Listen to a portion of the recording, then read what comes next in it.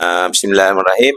Pada pandangan saya, amalan terbaik yang diusahakan oleh Cikgu Rosni sangat bagus kerana ianya boleh dijadikan sebagai amalan baik dan boleh dijadikan model kepada sekolah-sekolah lain sama ada di dalam daerah dan juga negeri Kedah dan khususnya kepada warga pendidikan di Malaysia. Terima kasih.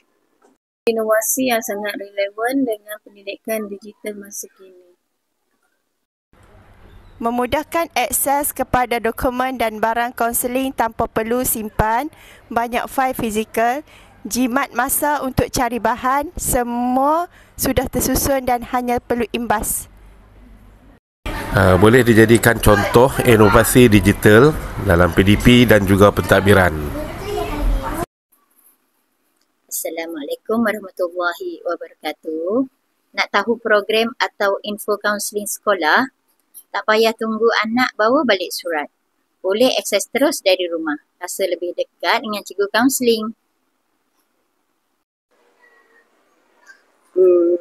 Saya sebagai waris dengan pelaksanaan smart file yang dihasilkan daripada bimbingan dan kaunseling Cikgu Rosmawati sedikit sebanyak membantu memudahkan saya dalam mengakses secara terus dan lebih proaktif mengenai laporan ataupun maklumat terkini berkenaan dengan program bimbingan dan kaunseling.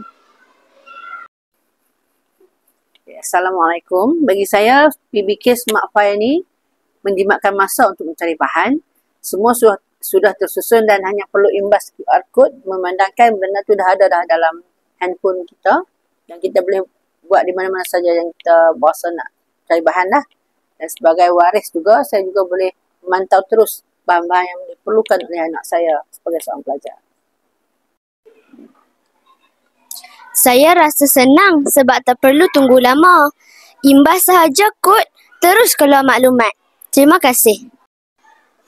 Rasa macam moden. Sama macam aplikasi lain yang selalu saya guna. Terima kasih. Lebih seronok cari bahan kaunseling sebab cepat dan boleh buka dalam telefon.